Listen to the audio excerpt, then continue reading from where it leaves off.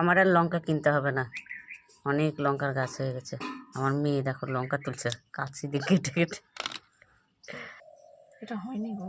এই যে হয়ে গেছে, দেখ শক্ত এগুলো।